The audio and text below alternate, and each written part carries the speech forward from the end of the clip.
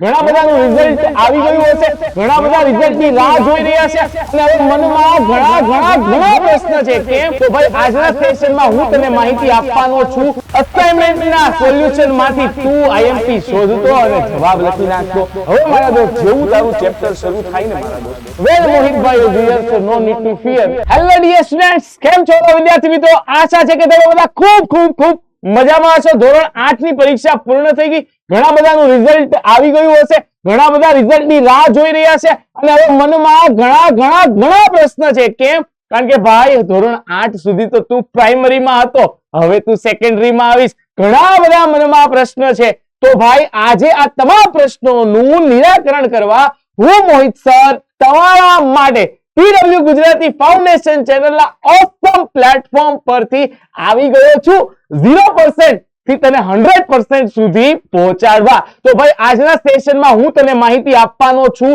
ધોરણ 9 ની શરૂઆત કરવી છે.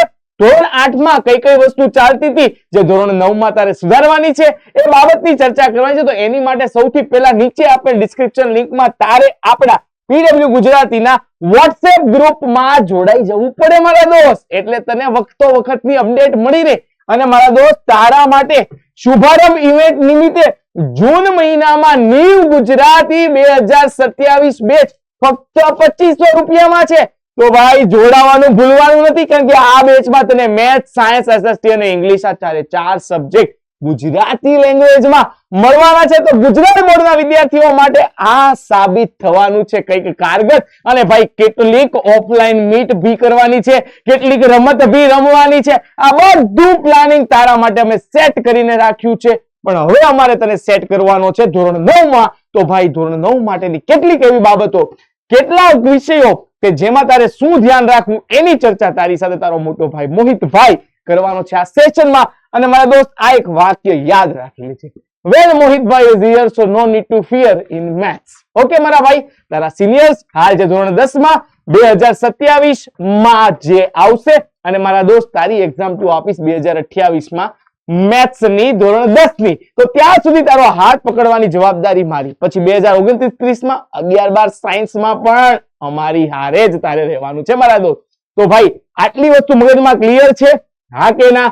ફટાકથી કોમેન્ટ સેક્શનમાં કોમેન્ટ કરી કહી દે કે યસ સર ક્લિયર છે. હવે હું તારી સાથે તારા ધોરણ 9 નો આખા વર્ષ દરમિયાનનો કમ્પ્લીટ રોડ મેપ દરેક સબ્જેક્ટ વાઇઝ હું તને ક્લિયર કરવા જઈ રહ્યો છું. તો તારું ધ્યાન ફક્ત એમાં હોવું જોઈએ. ચાલ મારા દોસ્ત, ધોરણ 8 માં ક્યાંક કન્ફ્યુઝન હતું, ધોરણ 9 માં આવીને તને આવો હેપી કરી દેવાનો છે મારા ભાઈ. ધોરણ 8 માં તું શું કરતો? સ્કૂલ ઉપર આધારિત રહેતો, સ્કૂલમાં આઈએમપી આપતા, સ્કૂલમાંથી પેપર નીકળતું, અસાઇનમેન્ટના સોલ્યુશન માંથી તું આઈએમપી શોધતો અને જવાબ લખી નાખતો, સ્વાધ્યાય પોથીમાંથી તને ક્વેશ્ચન ટીક કરાવી દેતા અને ચાલી જતું. ધોરણ 9 માં ક્યાં ચેન્જીસ તારી સામે છે? ભાઈ અહીંયા તારે એનસીઈઆરટી ટેક્સ્ટ બુક ને ફોલો કરવાની રહેશે મારા દોસ્ત. અત્યાર સુધી ધોરણ 9 માટે મારા દોસ્ત ધોરણ 8 માં જેમ ગણિતમાં અલગ પ્રકાશન, અલગ સ્વાધ્યાય પોથી, મેથ્સ ની પ્રેક્ટિસ બુક ની ઉપયોગ કરી, પણ હવે ધોરણ 9 માંથી મેથ્સ માટે ખાસ, સાયન્સ માટે ખાસ તારે તારી એનસીઈઆરટી ટેક્સ્ટ બુક ને ફોલો કરવાની છે. આ વાત તારે ભૂલવાની નથી મારા દોસ્ત. એ પછી સંપૂર્ણ સિલેબસ તારે કમ્પ્લીટ કરવાનો છે. સર આ સંપૂર્ણ સિલેબસ કઈ રીતે પૂરો થાય? પરીક્ષાના આગલા દિવસનું રિવિઝન કેમ કરું? મગજમાં ક્વેશ્ચન છે ને, એનું સોલ્યુશન પણ છે, હમણાં જ આપું. હવે મારા દોસ્ત આઈએમપી માંથી તારે સંપૂર્ણ સિલેબસ તરફ ડાયવર્ટ થવાનું છે. આઈએમપી નામનો વર્ડ આવશે પણ એ એક્ઝામ સમયે, એ પહેલા તારે સંપૂર્ણ સિલેબસ કવર કરવાનો છે. તો આખો સિલેબસ મારાથી નહીં થાય, મને આવો ડાઉટ છે. તો આ ડાઉટનું સોલ્યુશન મારો મોટો ભાઈ મોહિતભાઈ લઈને આવ્યો છે. કઈ રીતે? ચાલ અહીંયા આવ મારા દોસ્ત. તો તારે કેટલા વિષય પ્રિપેર કરવાના છે? તો કે મેથ્સ, સાયન્સ, એસએસટી, ઇંગ્લિશ. હા કે ના? તો કે હા સર. હા કે ના દોસ્ત? તો કે હા સર. તો ચાલ ભાઈ મેથ્સ થઈ ગયું, તારું સાયન્સ બી ક્લિયર કરાવી દઈશ. એના પછી મારા દોસ્ત તારું એસએસટી બી ક્લિયર કરાવી દઈશ. એના પછી તારું ઇંગ્લિશ બી કવર કરાવી દઈશ. એના પછી ગુજરાતી તો ભાષાકીય વિષય છે જે મેથ્સ ની માસીએ બેન થાય. પછી અહીંયા સંસ્કૃત ઈ વહમય છે ઈ તે અંતે એ બી કરી નાખશું. અને અહીંયા તને હિન્દીની માહિતી બી આપી દઈશ. મારા દોસ્ત આખા વર્ષ દરમિયાન આ જે 7 સબ્જેક્ટ છે ને એની સાથે પહેલા તારે લડવાનું છે. પહેલા હું તને અહીંયા કહી દઉં મેથ્સ માટે તારે શું કરવાનું છે. મેથ્સ માટે તારે મારા દોસ્ત અત્યાર સુધી તું સ્વાધ્યાય પોથી કે અલગ પ્રકાશન કે અસાઇનમેન્ટની તૈયારી કરતો આવ્યો છે. હવે મારા દોસ્ત જેવું તારું ચેપ્ટર શરૂ થાય ને મારા દોસ્ત, તો પેલા એમાં અગત્યના મુદ્દાઓના પોઈન્ટ્સ તારે લખીને તૈયાર કરવાના છે. એના પછી તારે એક ફોર્મ્યુલા શીટ બનાવવાની છે. એના પહેલા તારે માઇન્ડ મેપ્સ તૈયાર કરવાના છે કે ચેપ્ટર શરૂ થાય પહેલા તને આઈડિયા આવી છે કે ચેપ્ટરમાં શું ભણવાનું છે. અને મારા દોસ્ત એમાંય તને જો આ શોર્ટ નોટ મળી જાય તો મોજ પડી જાય કે નહીં? હા સર, બહુ મજા આવે. અને એમાંય તારી રેગ્યુલર વીકલી ટેસ્ટ લેવાય તો તને મજા આવે કે ન આવે?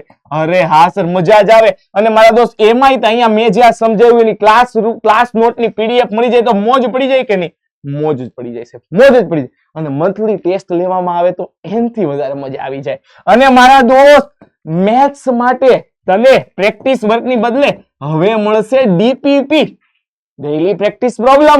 તો મારા દોસ્ત આ ખાલી મેથ્સમાં નહીં, સાયન્સમાં બી મળશે, એસએસટી માં બી મળશે, ઇંગ્લિશમાં બી મળશે. શેમાં મળશે? તો કે નીવ ગુજરાતી 2027 ની આ બેચમાં જેની ઓફર પ્રાઇસ હાલ ચાલી રહી છે ફક્ત 2500 રૂપિયા. તો ફટાકથી એનરોલ થઈ જા. કોમેન્ટ સેક્શનમાં કોમેન્ટ કરી અન્ય મિત્રો સાથે શેર કરીને કહી દે કે હા સર, અમે નીવ ગુજરાતીમાં એનરોલ થવા તૈયાર છીએ. હાલ ઓફરની પ્રાઇસ 2500 રૂપિયા ચાલી રહી છે. ટૂંક સમયમાં એનરોલમેન્ટ પૂરું થાય એ પહેલા ભાવ વધી જાય એ પહેલા એનરોલ થઈ જજે અને મને કહેજે કે હા સર, પીડબ્લ્યુ છે તો હિટ છે. બરાબર છે? ચાલો તો બસ મારા દોસ્ત, આ રીતનો ક્યાંક તારા ધોરણ 9 નો આખો road map, maths, science, SST, English, બાકીના આ લેંગ્વેજ સબ્જેક્ટ છે જે મારા દોસ્ત બાય બોર્ન ગુજરાતી છીએ તો ગુજરાતી તો આવડે. પછી હિન્દી અને સંસ્કૃત તો આપણી મૂળ ભાષા, એમાં શું તૈયારી. પણ હા, વૈદિક મેથ્સ અને સંસ્કૃતને ક્યાંક સંબંધ છે તો આટલું તારે ભૂલવાનું નથી મારા દોસ્ત. તો બસ એક્સાઇટેડ રહેજે. ટેન્સમાં આવ તો કન્વર્ઝન સેવા કરી દઈશું તારું એક્સાઇટેડ મોડમાં મારા દોસ્ત. તો બસ do smart work rather than hard work. કારણ કે હવે તું પ્રાઇમરીમાં નથી, ક્યાં આવી ગયો? સેકન્ડરી. હવે તું મારા ભાઈ પ્રાથમિકમાંથી માધ્યમિકમાં આવી ગયો. તો બસ બચ્ચા બાટી, આજની ચર્ચાને અહીંયા સુધી રાખીએ છીએ. મળીએ છીએ નવા સેશનમાં નવા આનંદ અને એનર્જી સાથે. ત્યાં સુધી હસતો રહેજે, આનંદમાં રહેજે. Thank you.